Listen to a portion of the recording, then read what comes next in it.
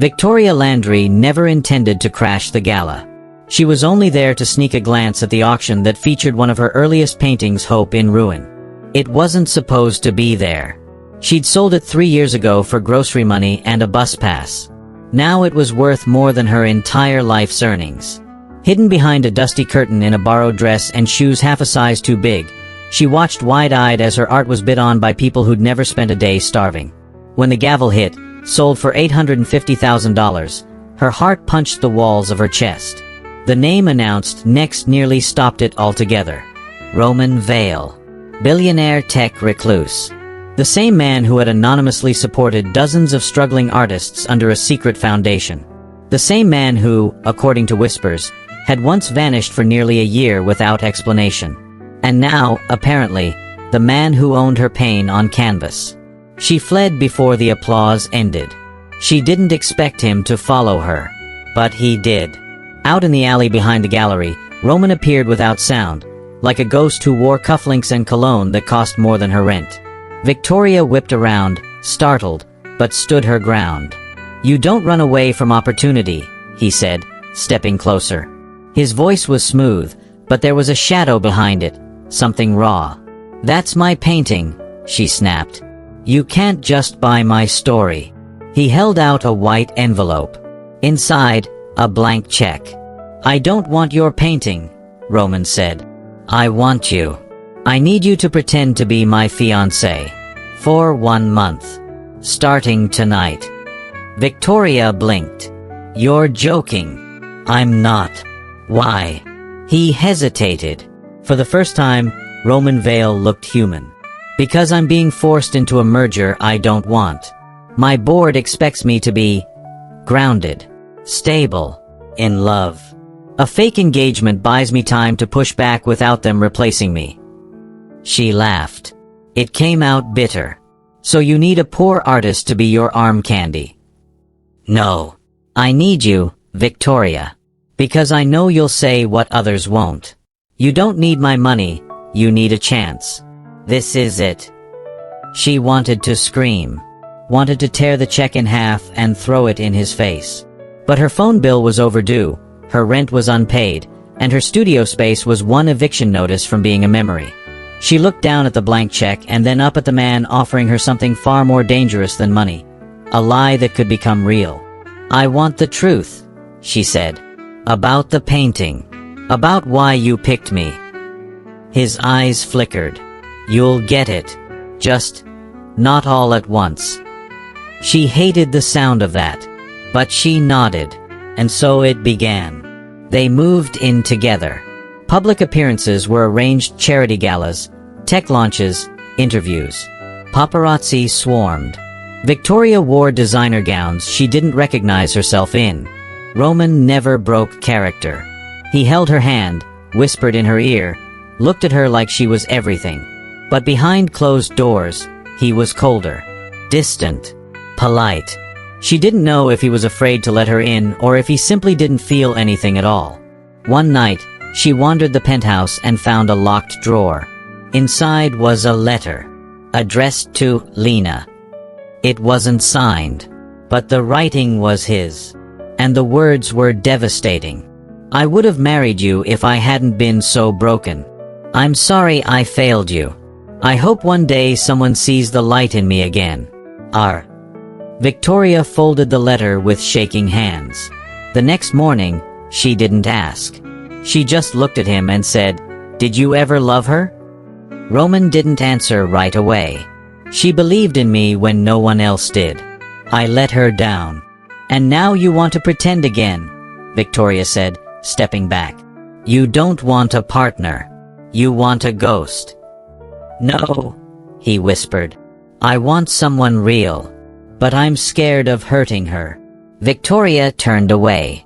Too late. That night, she packed her things. Left the blank check on his kitchen table, and signed. Days passed. No calls.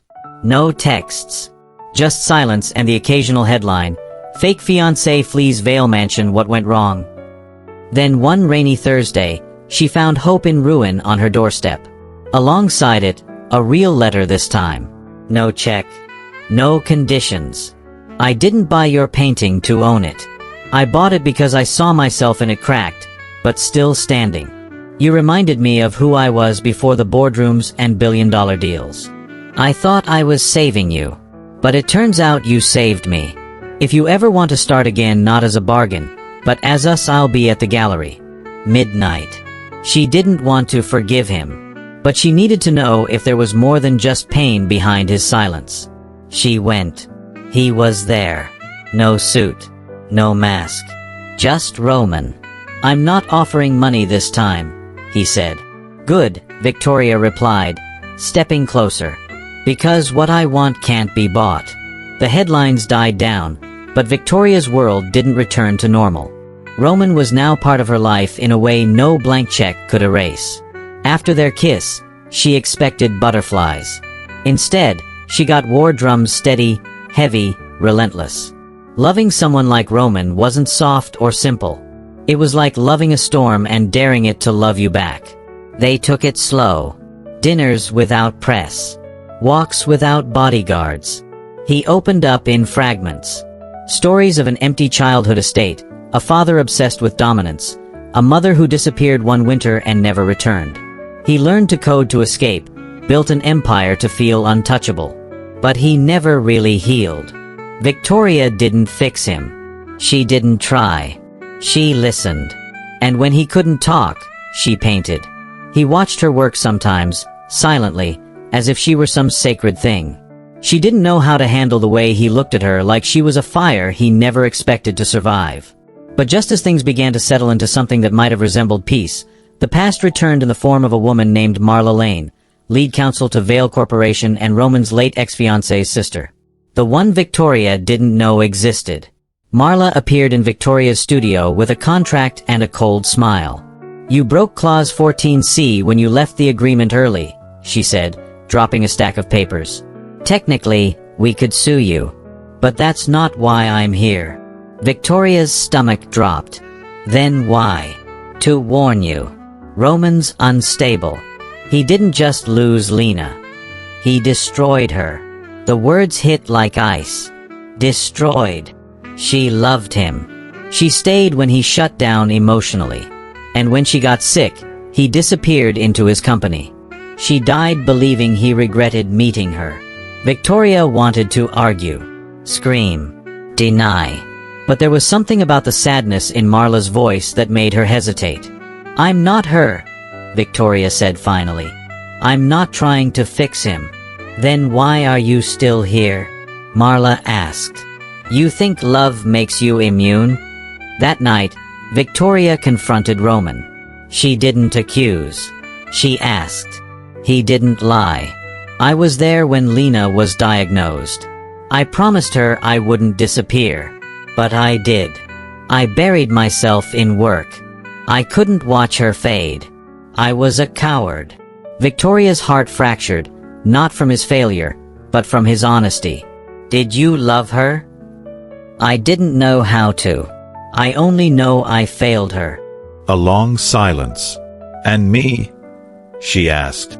He stepped forward, and for the first time, she saw the fear on his face. With you. I want to be better. I am better. But I won't ask you to stay if you're afraid of who I was. I'm afraid, Victoria whispered. But I'm more afraid of walking away from something real. They didn't kiss. Not that night. Instead, they sat on the floor of her studio, surrounded by wet paint and old brushes, and told the truth until sunrise. But life wasn't done testing them. At the next shareholder meeting, Roman stepped down as CEO, shocking the industry. Cameras flashed, headlines screamed. But in the chaos, he smiled at Victoria from across the lobby, calmer than she'd ever seen him. Why now? She asked. Because I finally understand that what I build with someone means more than what I build alone. And just like that, the billionaire became a man. And the blank check became a symbol not of wealth, but of choice. He'd once offered her the world on paper. Now, she held his heart without conditions. Victoria didn't become a princess in a tower. She became the woman she was always meant to be. Fearless, seen, loved. And when she opened her next gallery exhibition, it was titled, What you see isn't always what you get. The gallery's success was undeniable. Critics hailed Victoria's work as a raw fusion of heartbreak and rebirth. Roman attended the opening, of course, but stayed in the background. He no longer wanted to be the center of attention. At least, that's what he claimed. But behind the scenes, something had changed. Victoria noticed it in small things at first. A call he wouldn't answer. A key that no longer fit the drawer he once left open. A new assistant charming, polite, and too curious about Victoria's schedule. She tried to ignore it, told herself love meant trust. But the silence between them started to feel different. Not comfortable. Ominous. Then came the invitation. Victoria was summoned to a private dinner by Elliot Grange, CEO of one of Roman's rival tech companies. She expected a trap. What she got was a revelation.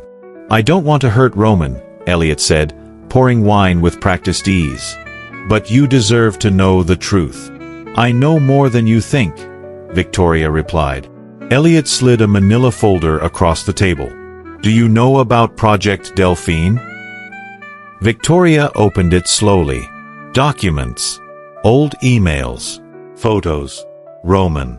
Lena. Marla. And a patent registered under Roman's name 6 months before Lena's death. A biotech algorithm.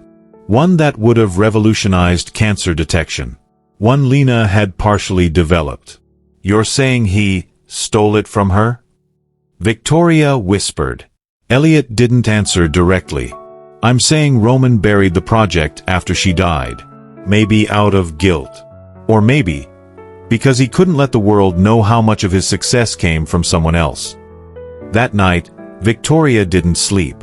She returned home to Roman's apartment, if it could still be called that, and stared at the skyline through the floor-to-ceiling windows. Roman arrived late, drenched from the rain, his jacket clinging to him like guilt. "You met with Grange," he said. "I did. You shouldn't trust him." "I don't." She stepped closer.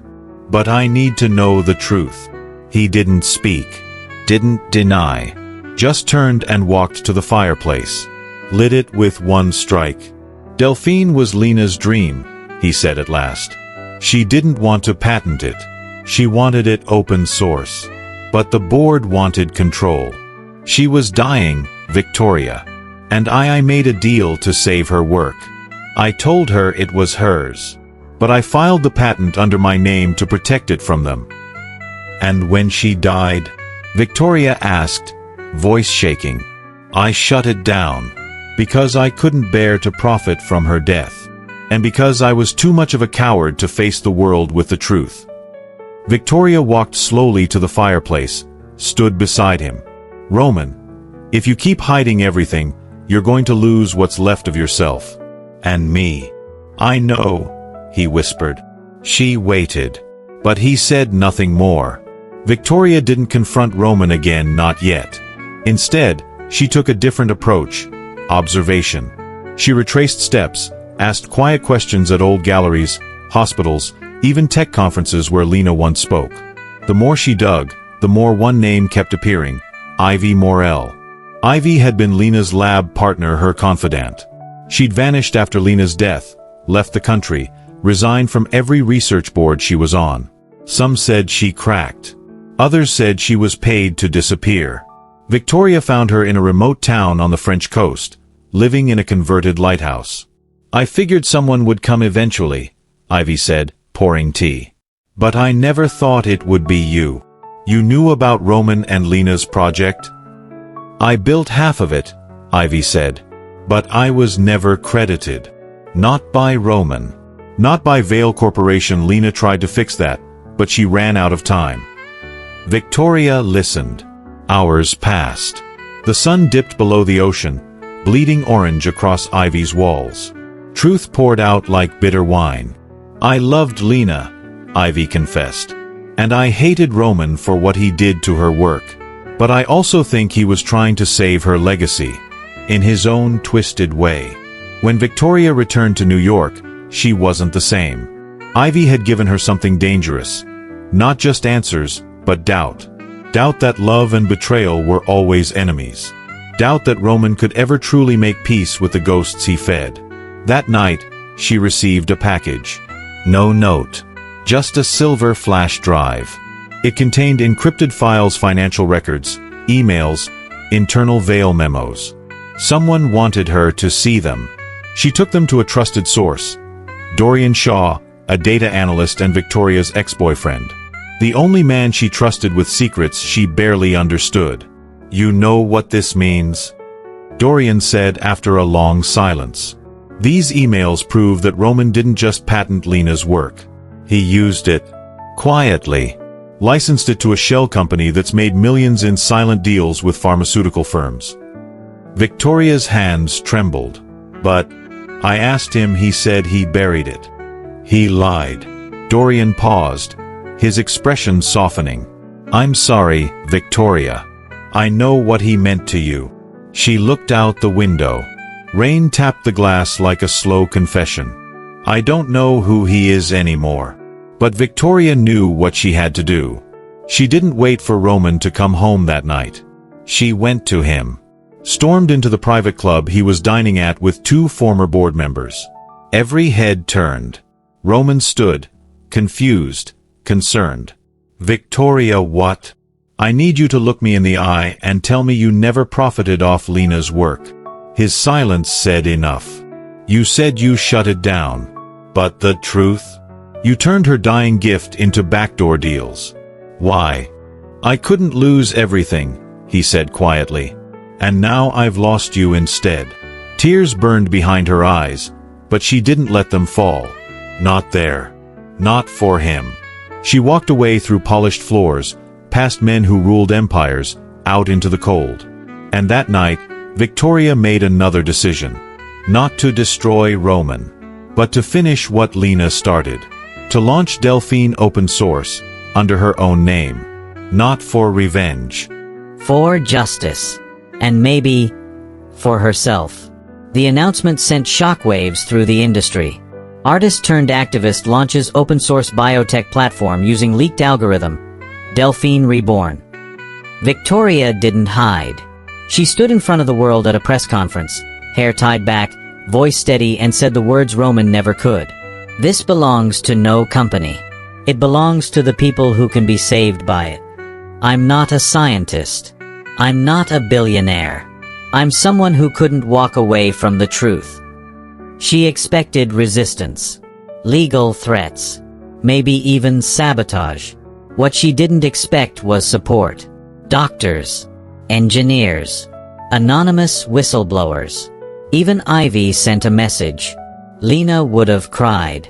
Then she'd have laughed. "Thank you." Roman didn't call. Not that day. Not the next. But she felt him everywhere on the news, in the whispers of corporate circles, in her own damn heartbeat. Then he showed up. At her apartment. Uninvited. Unannounced. Drenched again, always the rain with him, as if the weather refused to let him hide behind charm or tailored suits. "I had to see you," he said. Victoria stared. "You think that changes anything?" He didn't answer. Just handed her a small envelope. Inside, a single-page contract. No lawyers. No logos. "I, Roman Vale, relinquish all patents, profits, and licensing rights connected to Project Delphine effective immediately." Victoria looked up slowly. "This is real." "Yes." "You're walking away?" "I'm walking with you," he said. "If you'll let me." And just like that, everything tilted. But before she could speak, before she could even feel her phone buzzed. Unknown number. One message. "You should be careful who you trust. Not all ghosts stay buried." Her blood ran cold. Marla. It wasn't over. She turned to Roman. "Did you know Marla's still watching me?" He stiffened. "She wouldn't." "She did. And if she's right, you're still hiding something." He stepped back. "You said you wanted truth. I gave it." "Then prove it," Victoria said. "Help me finish Delphine. Stand with me when Marla tries to burn it down. And don't disappear again when it gets ugly." He nodded. Slowly, almost brokenly. "You still love me?" he asked. "I don't know," she whispered. "But I want to." It wasn't an answer, but it was enough for now. Together, they began the next phase, building a legal firewall around Delphine, securing researchers, publishing transparent code, granting international licenses. But as they gained ground, so did the shadows. They were being followed. Emails leaked. A lab Victoria partnered with was vandalized. And one night, on the rooftop of her new facility, Roman turned to her with a grave expression. "There's something I haven't told you." She froze. "Of course there is." Marla didn't just hate me for Lena's death. She hated me because she was in love with me. Victoria blinked. "What?" She proposed a merger Vale Corp and her firm. Marriage and all. After Lena died. I refused. "She's not trying to destroy you. She's trying to destroy us." Victoria stepped back, the city lights flickering behind her. "So this was never about Delphine?" "No," Roman said. "It's about revenge. And obsession. And now, it's about survival." Victoria stared at him, wind whipping her hair, heart splintering again. This wasn't just about trust. It was about war. And Marla? She had just begun. The lawsuits hit first. 4 in one day. Strategic. Cruel. Marla's signature all over them, false claims of IP theft, defamation, breach of corporate espionage laws. Each word calculated to drown Victoria and Roman in paperwork, public doubt, and panic. Then came the articles. Anonymous tips sent to media outlets. Victoria's student loan record. A photo of her crying outside Lena's old clinic, twisted into a scandal. A headline on a gossip blog. From muse to manipulator. Is Victoria blackmailing Roman Vale for billions? Roman tried to shield her. Called in PR firms. Paid hush settlements to former employees who were bribed into lying. But Victoria didn't want a cleanup team. She wanted a fight. And Marla? She wanted to get personal. Victoria found her waiting outside the studio gallery one evening. Black trench coat. Blood-red lipstick. A smile like a blade. "Let's talk," Marla said smoothly. "No lawyers. No cameras. Just us." Victoria didn't flinch. "You always did prefer drama. You're playing house with a man who buried your friend's genius and kissed your grief into submission," Marla said. "Do you even know who you are without him?" Victoria stepped closer. "Yes. I'm the woman who made Delphine live again." Marla's smile faded. "You were always talented. Just not smart enough to know when to walk away." "I'm not walking away," Victoria said. "You are. Or I'll drag you into court and burn every lie you've built." Marla blinked. "You think you can win?" "No. But I think we can." Roman stepped out from behind the shadows. "We recorded everything," he said calmly. "You just confessed to defamation, sabotage, and harassment." For a moment, Marla looked shocked. Then she laughed. "Oh, Roman," she said. "Still using women to clean up your messes." She turned to Victoria. "Enjoy the show, darling. I'm just getting started." And she walked away into the darkness like she owned it. That night, Victoria couldn't sleep. Roman lay beside her, silent. She turned to face him. "Did you really record her?" He nodded. "Then let's release it. End this." But he didn't answer. "What?" she asked, heart skipping. "I didn't say one thing," he said finally. "One truth. One lie I kept because I thought it would break you." Victoria sat up. "What lie?" Roman looked at her like he was memorizing her face. Like this might be the last time she'd let him. "I didn't just take the patent," he said. "I changed the original code. Added lines that made it exclusive to one treatment path. That made it profitable. And I erased the part that made it freely adaptable. The part Lena and Ivy wrote together." Victoria's face went cold. You made sure it could only be licensed. He nodded. It was the only way to keep control, to stop the board from weaponizing it. But you still stole it. I did. Silence. Then Victoria stood up. Slow. Controlled. I loved you, she said. Even when I hated you. But if you want forgiveness. I don't, he said. I want you to take Delphine back. Wipe my name from it. Completely. Victoria stared. No deals. No deals. No blank check. Just truth. And maybe a future without me in it. She didn't cry. She couldn't. Instead, she walked out of the room. Into the night. And in the quiet that followed, Roman finally did something he hadn't done in years. He called Lena's mother. And confessed. The headlines shifted again. Billionaire Roman Vale steps down from Vale Corp amid scandal. Exclusive. Recorded audio implicates former CEO in biotech tampering. Victoria Hart takes full control of open-source project Delphine. Roman vanished. No press conferences. No farewell tour. Just a single letter Victoria found slipped under her studio door days after the fallout. I loved you in all the wrong ways. You deserved every truth I buried. Maybe this is the last gift I have to give. Space. Yours to own, yours to fill. Victoria didn't cry. Not until she stood at Lena's grave with Ivy beside her. Not until she whispered, "We did it, Elle," and placed a flash drive on the stone. Ivy squeezed her hand. "So what now?" "We go global," Victoria said.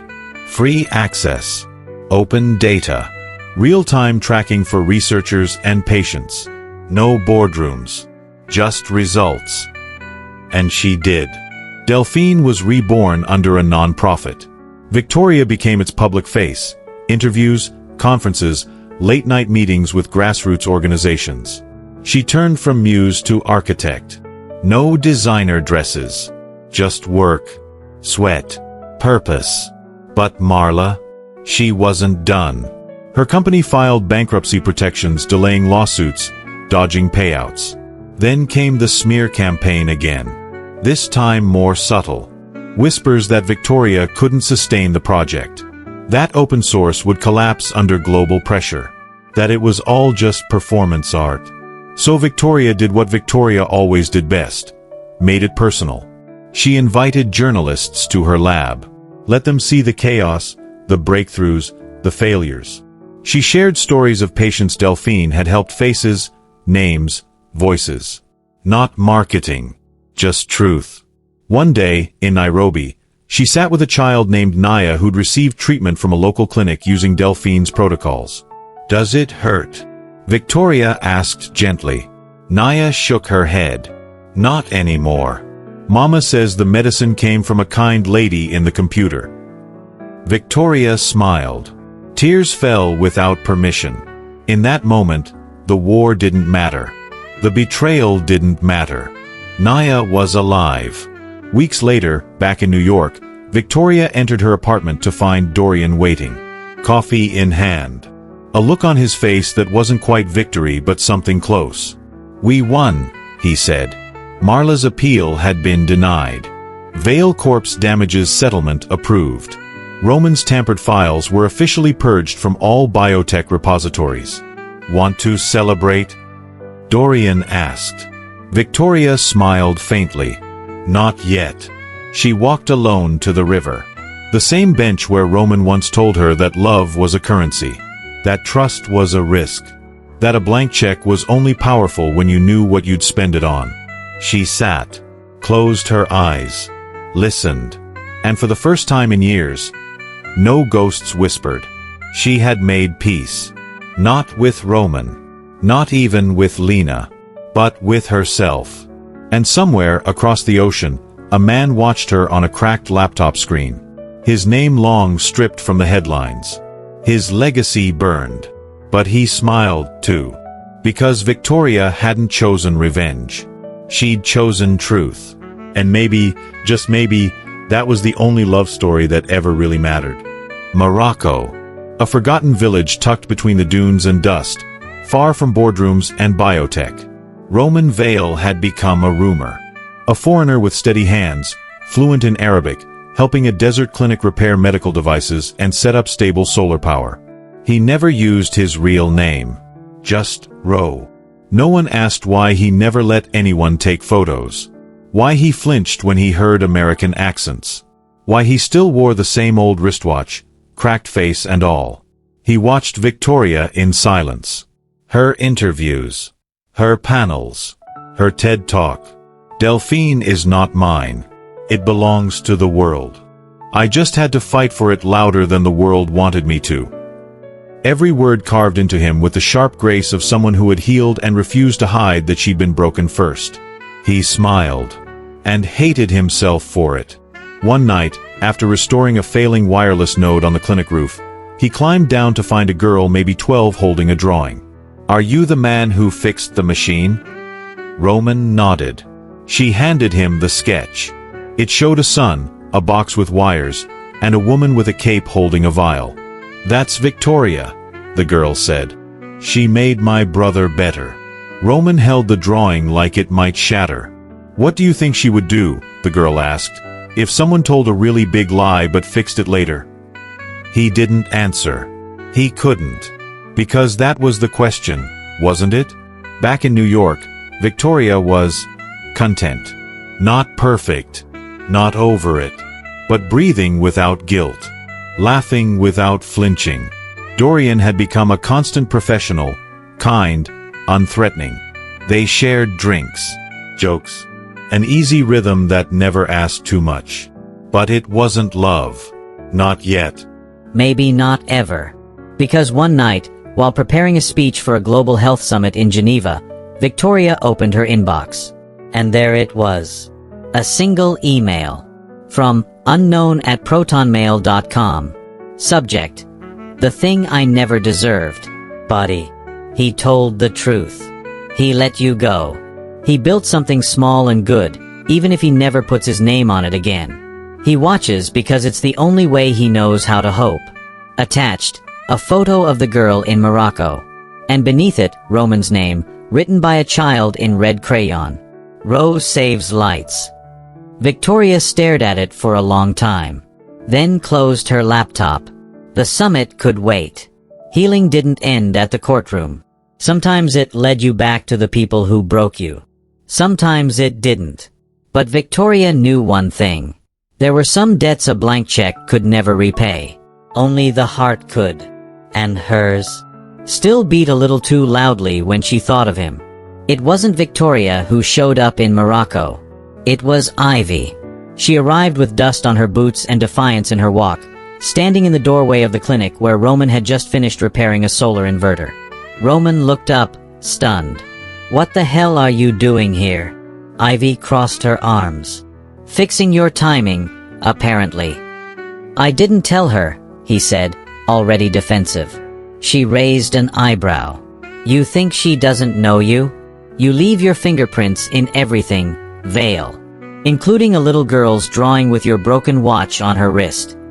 Roman exhaled. Sat down slowly. "How is she?" "Brilliant. Busy. Lonely." He looked away. "She doesn't hate you," Ivy added. "Maybe she should." "I did," Ivy said. "For a while. For Lena. For Victoria. But people change. If they try hard enough. I don't deserve forgiveness. No one ever does. That's why it matters." Roman stared at the cracked concrete floor. "She has Dorian now."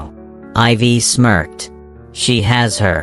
You think she's waiting around like a sad watercolor in a storm? Please." Silence. Then, she said something the other day. "Thought you should hear it." She handed him her phone. A voice recording. Victoria, mid-interview. When someone hands you a blank check, you learn who they think you are. But when they rip it up and walk away, that's when you learn who you are. Roman closed his eyes. Ivy stood. "She's speaking at the Geneva summit in 4 days," she said. I already booked your flight. Show up. Or don't. But if you do, don't go for her. Go because you're finally ready to stop running. And she left. Geneva. 3 days later. Victoria stepped up to the podium, poised, radiant in a simple black suit. The hall was packed. Cameras flashed. The world listened. She spoke of access, of justice, of the miracle of science being human again. And halfway through her speech, as she raised her hand to emphasize a point, her eyes locked on someone in the crowd. Roman. Not in a suit. Not in shadow. Just him. Her breath caught. Only for a second. She didn't miss a word. But afterward, in the hall, as people swirled around her with congratulations and camera flashes, he waited. Quiet. Phil. She walked to him. They didn't speak at first. Then, you came, she said. I listened, he replied. She held his gaze. Are you here to fix things? No, he said. I'm here to ask if you ever wanted them fixed in the first place. A long pause. Then Victoria did something unexpected. She smiled. Small. Bad. Real. I'm not the same girl who wanted to be saved. And I'm not the man who tried to buy her forgiveness. They stood there. Not enemies. Not lovers. Something braver. You'll stay? She asked. If you want. I don't know what I want, she admitted. That's okay, he said. We've got time. And for the first time in a long, long time, they did. The world was watching. Delphine's new breakthrough had just gone live. An open-source, AI-driven treatment planner that could adapt instantly to new diseases. The summit hall buzzed with excitement and hope. But with hope came danger. A hostile takeover attempt. A shadowy biotech cartel threatened to steal Delphine's algorithm, twist it for profit, and bury Victoria's vision forever. Roman and Victoria stood side by side in the war room, surrounded by screens flashing red alerts and urgent messages. We can't let them take this, Victoria said, voice steady but fierce. Roman nodded. Neither of us can do this alone. For the first time in years, their hands found each other's. Let's finish this, Victoria said. They worked through the night, coding firewalls, rallying allies, speaking truth to power. The battle was brutal. Legal threats, cyber attacks, public smear campaigns. But the world rallied behind Victoria's transparency and Roman's quiet genius. And when the dust settled, Delphine stood stronger, open, unbreakable, and free. After the victory celebration, under a sky bursting with stars, Roman turned to Victoria. No more blank checks, he said softly. No more shadows. Victoria smiled, her eyes shining with hard-earned hope. Only truth. Only us. He took her hand, pulling her close. Ready to rewrite our story? She laughed, a sound full of relief and promise. More than ever. And as they looked up at the vast sky no longer haunted, only endless, they knew this was not an ending. It was a beginning. Together.